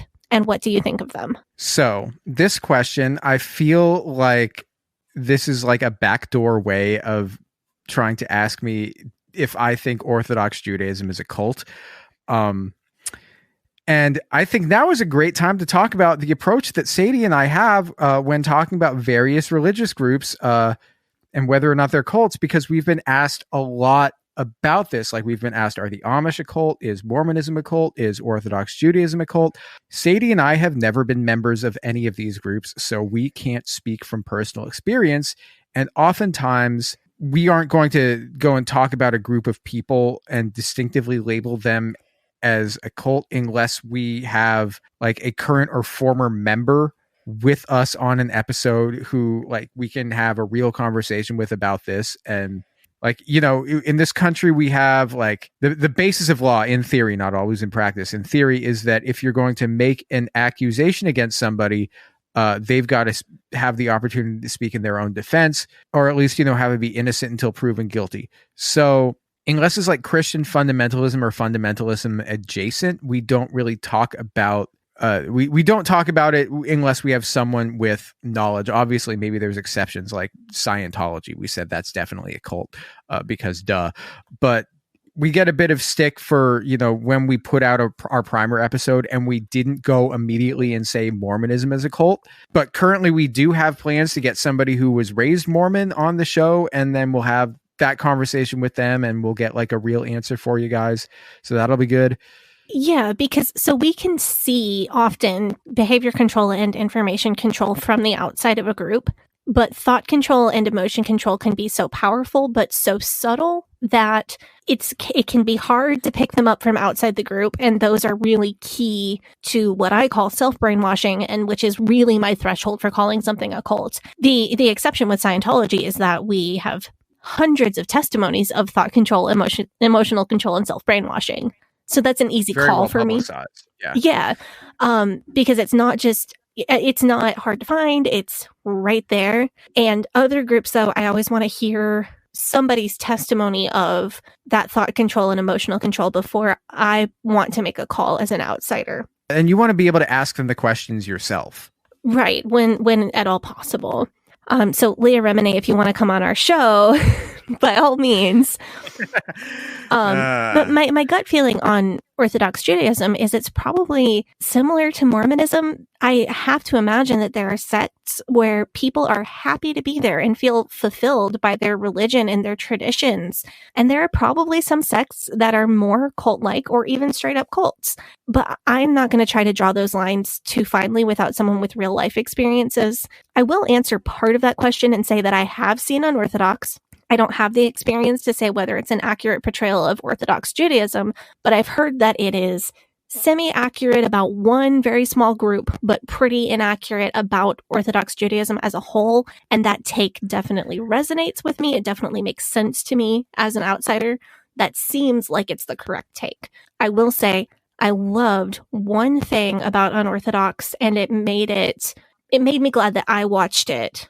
That is the portrayal of the first few steps out of a group that is a high control group. So spoilers in the next few seconds for people who haven't seen Unorthodox and plan to. But when Esty went to the beach and went in the water with her clothes on and took off her wig, that was a stunningly beautiful moment. And it was so, so relatable for me. Or when she sang for the first time, that like intimate emotional portrayal of what getting out feels like, that is one part of the show I can absolutely vouch for. It was 100% spot on, and it was really beautiful. So if you were going to do like the fundy version of that, it would be what? Putting on pants for the first time, or yeah. There are tons of things that it could be, but that would be a big one. Or going to the movies for the first time to see Get Hard. So the thing with Orthodox Jews is that to outsiders, like they can't tell the difference in the way that they look or dress. So often they'll just say that all the Orthodox Jews are the same. because they've seen some semi-accurately portrayed in a dramatized for television version of somebody's personal memoir. Right, and So- that's problematic because it puts somebody like me, who's not Jewish, in the position of weighing a perfect portrayal of these feelings with asking myself, does this show cause real harm to real people who are not TV characters? Because I'm having to weigh, okay, well, it portrayed feelings that I know are accurate, but is there a chance that this could cause a real person to get hurt? And if it does have the potential to cause real harm, is that worth it to have an incredible representation of those feelings? And for me, the answer has to be no. I really just wish I could wave a magic wand and make the entire show shot for shot, but about an IFB girl, because that would take away that like one central problematic aspect. And then it would be like the most perfect show ever. That's sort of the show may actually like be an accurate portrayal of getting out of a cult, like you said.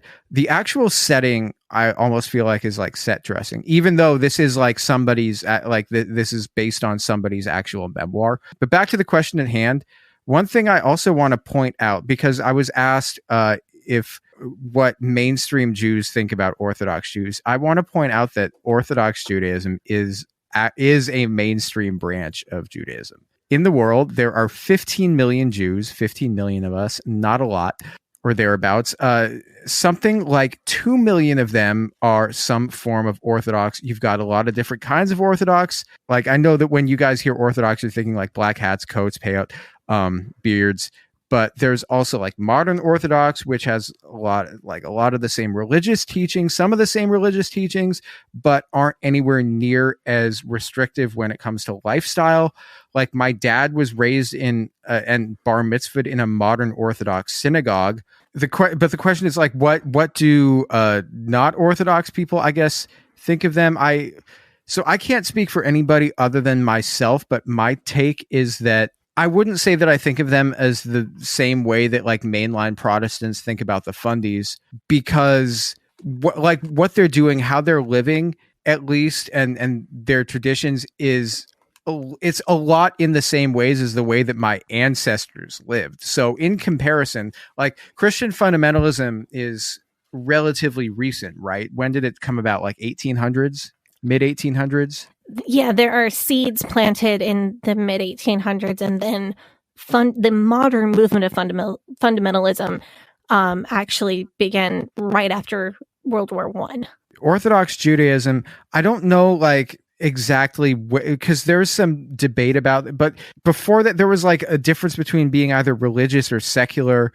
And Orthodox Judaism, as it is like known now, is really much just basically a descendant of like what it would mean to just be, oh, I'm religiously Jewish in, you know, the 1700s or whatever.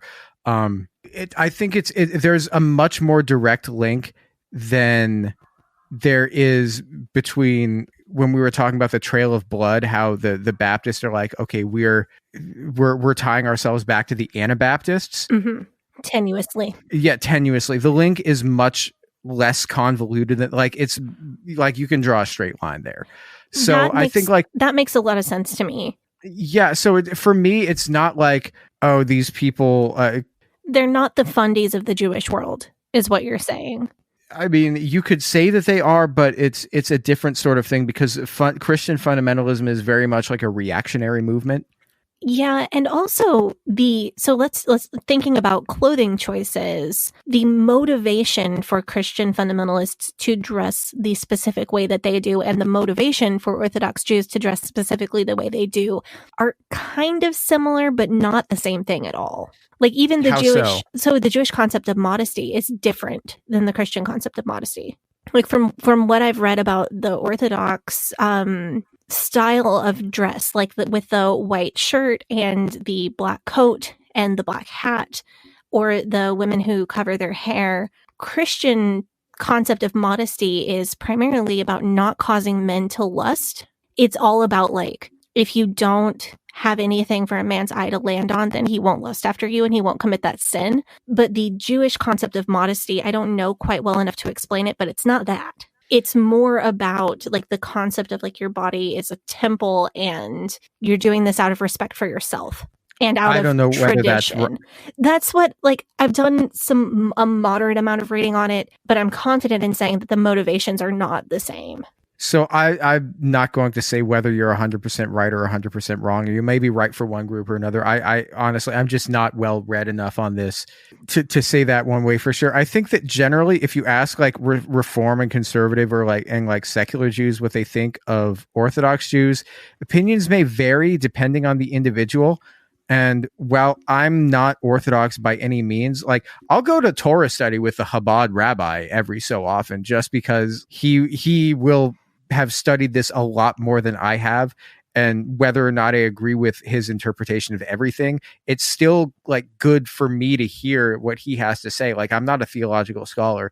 I'm not equipped to like debate the finer points of religious doctrine with actual rabbis, but I will like go and see what he has to say. You know, I'll go to Torah study with the Chabad rabbi. It's not like you can't do that because he's not your same denomination thing. Something to think about though, just some food for thought coming out of this, is that in the United States, more than half of the religiously motivated hate crimes are against Jews. So we're like 2% of this country's population, and more than half of the religious hate crimes are against us.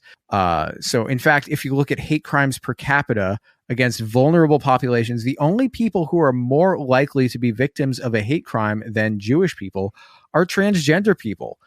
So if that gives you some idea for how it is, that's the only transgender people are the only population with a greater number of hate crimes per capita against them, which is terrible. And those are numbers from like, I think 2020, and a recent report found like a 37% increase in distribution of anti-Semitic propaganda in the United States between 2020 and 2021. So things are looking great for us. Yeah, those are just awful statistics. Yeah. Fun numbers for us. And the reality is the Jews who are most vulnerable to hate crimes, and the ones who are most frequently targeted for hate crimes are the ones who are most easily identifiable, which means visibly identifiable, which means like Orthodox. So like if you walk down the street, you're wearing a black hat, black wool coat, beard, the odds of you getting violently attacked or, just harassed on the street verbally, it's not looking great for you. And that's one of the reasons, like, I'm very sensitive to content that is like othering or dehumanizing towards Orthodox Jews, because like it can get people that I know attacked in the streets or in the shops. It happens more than it should. I feel like the overarching message of Unorthodox was worth telling, but not at the cost of people getting attacked. I've had trans friends who've been violently attacked, and no one deserves that experience just based on the fact that they are visibly part of a marginalized group. Like, I've had that happen to people that I care about deeply, and it was so disturbing. So basically, I want somebody to hire me to write something very similar to Orthodox, but about IFB people, so that Jewish people don't get attacked, but we can have the same level of representation of the feelings that were portrayed so well in the show. Yeah. And I'm not saying that Unorthodox is getting Jews attacked on the street and stuff, but I'm just saying I'm sensitive to it. But like that type of content, that type of content has the potential to, and it makes it a very difficult call on like the portrayal of this specific thing can be so good, but then you get into like weird trolley problem stuff. Like if this show helps hundreds of people understand their experiences, but one person gets beat up about it, well, is that okay? Well, what if it's two people who get beat up? And you get into like trolley problem stuff very quickly. I like watch it if you want. Just don't base your opinions about Jews or Orthodox Jews on stuff you see on that show. That's basically my take on it. Here's a question. If you made a show, this is from me, just going off of what you just said. If you made a TV show loosely based on your experiences leaving fundamentalism, would it be a comedy or would it be a drama? I could really see it go either way, but I feel like it would need to have elements of both. Like, what if there was a show that fit halfway between Unbreakable Kimmy Schmidt and Unorthodox? Like, not as campy as Unbreakable, although I loved that show, and not as high drama as Unorthodox. Maybe something more like, similar in tone to Better Call Saul, like very gritty and serious situations, but still presented as a comedy. That could maybe be the right tone. So how would you feel if it were like a sitcom? Like if they did How I Met Your Mother, but the main character is a cult survivor who moves to Portland named Sadie. See, I wouldn't go that sitcom-y because I would want to do 45-minute episodes, not 22-minute episodes. Oh, yeah. Because like take the Side Hug from Hell story. Like that's one that we all would be familiar with. That's funny now. It's ridiculous now. But at the time, it was such a big deal. And I would want to bring the audience in on how it feels like a big deal. And I think the way to do that is like, yes, it's funny that these characters think it's such a big deal, but also the audience is pulled in far enough to understand why the characters see this as world-shaking, life-ending, even though to a person out in the regular world, it's not. It's so interesting because it's got to be able to get deep enough on some of the finer points of doctrine, of like the theological doctrine, because like the detail is crucial for letting people get really immersed in the world that you were living in and that you escaped from. So like you're telling your story, it can't be all like we've got to have the moment when the fundy man storms out of the church after hearing jingle bells. I think you could do a lot of the doctrinal exposition creatively. And that's why I think we need me or somebody like me to write this hypothetical show. Because if you have regular writers write it, all they're going to have is a preacher on screen going off about something. And then that's how they do like the exposition of doctrine. But there are a lot of other ways that I can think of to work in the doctrine and the teachings that would be more show, not tell. To your point, there are so many just laugh out loud moments where ridiculous things happen in my story. And that makes me think that another direction you could go is have it be like The Office, but with church people. That would be fucking hilarious. Like, can you imagine, like, they pull people out to do ITMs and, in the moment, for people who don't read a lot of reality TV blogs like I do. But they pull people, where they have the camera pointed at you? Where they have the camera like in the extra office and people go in there and tell the camera what they really think about their coworkers on The Office. Can you imagine that, but with church people? Oh my God. I've been watching Love is Blind. When I watch the Bachelor finale, that's the next thing I'm going to watch.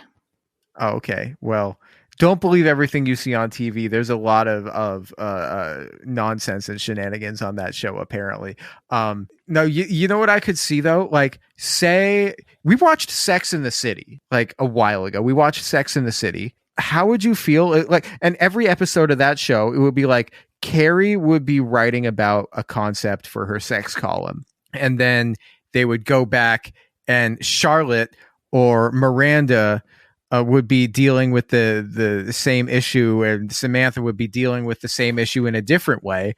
And like if there was an issue that say you have a character now and you see them like she's dealing with this issue now, and then you get the flashback of what she was dealing with back then. Ooh, I like that. Yeah. There is so many things, so many ways that you could go with this. You know what I would love though? I would love a Boardwalk Empire or like Mad Men style drama based loosely on the Hiles dynasty. Ooh, that could be so good. Why are we not writing like 14 TV scripts with all of these different concepts and just sending them to everybody? I don't know. HBO, Showtime, Netflix, Apple TV, please hit us up. Not Apple TV, because I don't have Apple TV. And I'm not subscribing to one more thing to watch my own gosh darn TV show. Well, I have a roommate who has Apple TV. Okay, fine. Yeah. Apple TV, you can hit us up. Yeah. Next question has been asked countless times in our Facebook group these past few months. This is our last question, I think, isn't it? Oh no, there's one more after this. Oh, really? Okay. Second to last question. We have a lot of fucking questions, man. What's with all the questions? Oy vey. This one has been asked by countless people, which is, have you seen The Righteous Gemstones? So I had gotten through most of the first season, or the whole first season and most of the second before I had to go to Alabama. And I don't think I can finish it right now because of the whole Preacher's Family thing. That's just not the content I'm ready for at the moment. But I loved Eastbound and Down. That was one of our quarantine binge watches. So seeing Danny McBride with other actors that I like so much in this, it's a real treat. What I'll say about Righteous Gemstones is I keep having to pause it to explain things to my husband. So which things about the show are just like 100% on brand, and what things about the show are like threw you off a little? I think the money stuff does not fit with my experience because that's not the way the IFB treats money. So like how they have millions of dollars lying around, how they try to invest in Christian resorts, that kind of threw me because that's not the experience that I grew up with. And also there's one character who's a child of one of the main characters who says he's an atheist and doesn't want to go to church and all this stuff. And that wouldn't have been something that was an option for me growing up. Oh, Gideon? No, it's Gideon's younger brother. Oh, yeah, early in the show. Gideon's entire story arc is so relatable.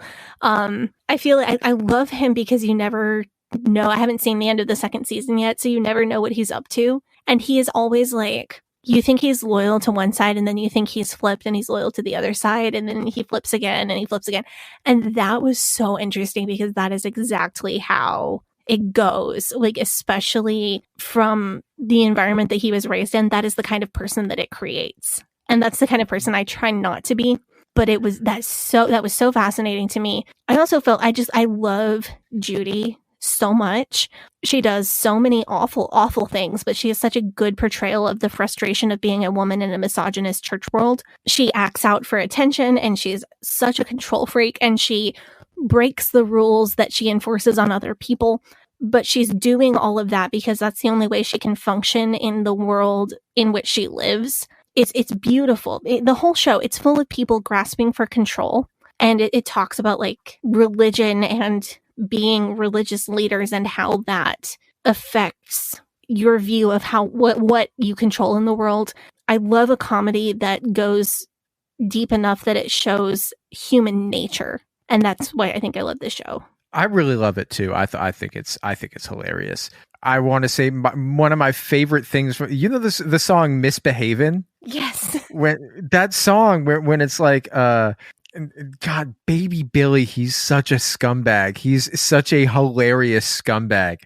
Oh, see, man. I hate him. I'm like love to hate on a lot of the characters, but I really just hate him. Oh, I hate him too, but every time he's on screen, he steals the scene. It's amazing. It's incredible. Just anyway, I think that's enough of that one. I've seen every episode. I love that show. Do you want to go to our last question? So people wanted to know our take on there was a Catholic priest who messed up the wording of baptisms. He had been saying we baptize you rather than I baptize you, which is the correct wording. And he's been saying that for years and years and years and years. And like the issue is that he baptized people using an incorrect wording, which means that the baptism isn't valid in the eyes of the church. And some of those people grew up to become priests. So that priest was technically never actually a Catholic. And then that priest went on to perform weddings and baptisms and confessions and everything else a priest does. And are those things also invalidated? Question mark. Wow. And people wanted to know kind of my take on that. That's spicy. It is super spicy. I come down in the middle on this. Due to not believing in a literal hell, I'm not super concerned. I imagine that when I die, God is going to sit me down and let me know what I got right and what I got wrong. And I am 100% sure that I will get some stuff wrong. And I am really becoming very at peace with that. Because you'll get some stuff wrong too, and great theologians will get some stuff wrong too. It is what it is. I don't believe that I am capable of getting everything right. I don't believe that any person or even any church is capable of getting everything right. And I don't believe, like I said earlier, I don't believe in a God who's going to damn someone over something that small. And like I said earlier, if I die and I find out that that is the God that is true and exists, like a God who would send somebody to hell over a word spoken on accident, then I'm gonna have some stuff to say. And you're gonna have a problem no matter what. I'm gonna have a problem no matter what. And that God can just boot me to hell for all I care. It won't happen before I get my words in. But on the other hand, I do think it's important to identify that kind of slip up in the Catholic Church because the traditions are everything. The whole point of the Catholic Church is the apostolic tradition, and it's mortifying that something like that slipped by because the whole point of the Catholic Church is that, like, Charlotte was baptized by somebody who was baptized by somebody who was baptized by somebody, and up the line until it gets to the apostles of Jesus. So a huge appeal of the church to me is that things are consistent. Things are always the same. Like there's a ritual of the church. And that's one of the things that appeals to me the most. Words have meaning, and it's important that we get every detail right when the entire point of the church is that we get the details right. So it does disturb me that it got messed up, even though I don't have any concept that it's going to send people to hell or anything like that. Do you think that the church could just be like, we're gonna call like a mulligan on this one? And that kind of leads to my overall take, because my overall take is this is a huge deal, but I wish to God that the church took other issues so seriously. If you're a Catholic and you got in a tizzy about this baptism thing, but you didn't shed a tear about Indigenous residential schools, you have a serious problem. I think that both of these things can be a big deal. I'm not saying that they both can't be huge deals, but the real harm that the church has done is an issue that needs to be addressed at every level, immediately, right now, and in an ongoing way forever. And if we can address that and this baptism word problem at the same time, great. But if we can't, the harm that the church has done is a more pressing issue. Whew. Yeah, so here's a question for you. This is from me. Is that when you get to heaven, what do you think are going to be your like biggest obscure W's and like, you know, things that you got right? Like something that like everybody else was telling you was wrong. And then God's like, no, actually, you're like one of 40 or 50 people who got that one right. Congratulations. Like whole world, like no one was expecting that one. Like no one gets that right, but you got like, you know, like Doug Forsett in The Good Place. This entire conversation has big Doug Forsett energy. So the thing that I hope I get right, I would be so psyched if my visualization of heaven was even close to accurate. Like when I get too depressed about my dad's death, I picture him hanging out with really cool people in heaven like Chris Farley. Like he thought Chris Farley was so funny. And I would be really jazzed if he were hanging out with Chris Farley up there. Legend. I have a couple of very specific imaginations of what heaven would look like or what it would be like. Some of them are closer to, I think some of them are probably a visualization that other people share, but some of them are pretty obscure. Like some of them, I don't think anybody else has the same idea that I do. And if one of those concept arts for heaven that lives in my brain was close to correct, that would be really fun. I'd be really jazzed about that. So other side of this, I'm imagining God pulling up like, so you get there, you get to heaven, and then God's like, congrats, you made it. Here's the thing though. We pulled up your highlight reel. You know how like on Inside the NBA, Shaq does a segment called Shaqtin' a Fool, where he'll like pull up 8 dumb mistakes or like bad plays by players and then make fun of them. What do you think that like your Shaqtin' a Fool life moment would be? Like God's like pulling up, like, I don't know what you were thinking here. So this is going to go right back to depressing, but I'm constantly afraid that I have something big wrong. Like, what if God really is super misogynist and I was supposed to be his submissive wife all along? Or what if that wasn't going to happen? But like, what if God really does hate gay people? Or what if God is like a super capitalist? I still fundamentally don't believe that I would go to hell for it. But damn, that would be so embarrassing if I spent most of my life with one concept and I found out it was wrong. I freak out about this all the time. Like, really, I think I'm right about those things. But what if I'm not? It's such a scary thought. In reality, though, my biggest L is probably going to be something about scripture interpretation, because I really try to be accurate, but I also don't have a lot of education in the field. And I've probably said something super blasphemous. And if I get called on the carpet by God about one thing, it's probably going to be one specific scripture. And I led thousands of people astray with like looking up the wrong word in Greek or something. You think it's going to be like a scripture or theology thing God's going to pull, not like just a clip of like some really ratchet shit that you did and God's like, this is very questionable behavior, right? I don't know if I've done that many things that would qualify for that. Like, I don't have see, like the worst things I've done, most of them people already know about. I don't have a lot of serious regrets. There are things that if I had the opportunity, I wouldn't do that thing again. But I don't have a lot of things that I seriously regret or I look back and go like, wow, I was a shitty person. I should not have done that. My cringiest moments are more like embarrassing moments, like the time I tried to lift a beer keg that weighed more than me for the purpose of showing off. And in the process, I dislocated 2 ribs. God's like, I punish you for that one right away. Right. Like, that's cringy. And then it's cringier that I didn't go to the chiropractor to have them popped back in for a very long time because I was embarrassed. But that's not going to show up on my shocked in a fool clip. By God. Yeah. There are definitely a few, I don't want to make it out like I'm perfect. There are absolutely a few moments in my life where I look back and I'm like, wow, in that moment, I was such a shitty person. I am going to try not to act like that again. But there aren't that many because I'm pretty cautious when it comes to that kind of thing. Most of my bad moments are more dumb mistakes or embarrassing moments. Wow. Well, that's a fun, we're like right at the end of this one. This is like every time we do a Q&A episode, it goes long AF. Well, we haven't had an episode in 2 weeks. It'll be 3 weeks on the day that this comes out. So it's fine. Hella extra content for all of our listeners. Hope that you guys like it. Keep you tided over. Like, yeah. So before we wrap this up, what I want to do is I want to put in another request to our listeners because I love doing episodes where we get listener questions, listener content. But one thing that keeps coming up, like in the Facebook group, or just people sending us messages, is wild and insane and unbelievable testimonies that people give when they come back from mission trips. Dinah Housefire's first episode was their story about a mission trip. Yes. And that was, hearing that story in the Facebook group was originally what made us go, oh my God, we have to get this person on our show ASAP. Yeah. Yeah. And it was the start of a beautiful friendship. It's like just the most ridiculous story you'd ever heard.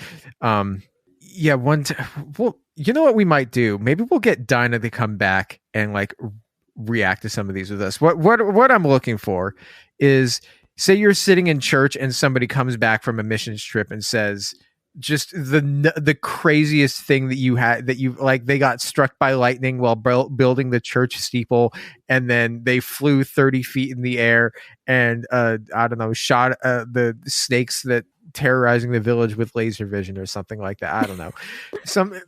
I think.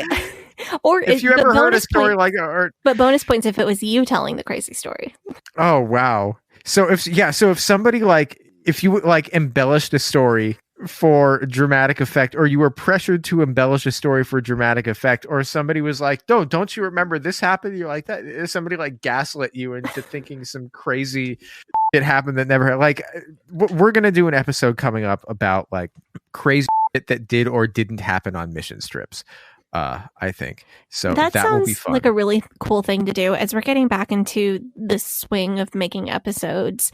I think it would be a lot of fun to hear from listeners and man, I hope we get some crazy stories. Please provide me with distraction content. It's really helping me. Yeah, and I think that's it. We've gone so long. This is such a long episode. Oh my God. If you like our show, if you're a fan of our show, you want to interact with other fans, you can go to our Facebook group, which is facebook.com/group/EdenExodus. You can join our subreddit, which is reddit.com/r/EdenExodus. You can join our Patreon for an even longer version of this already long episode, which is patreon.com/Leaving Eden Podcast.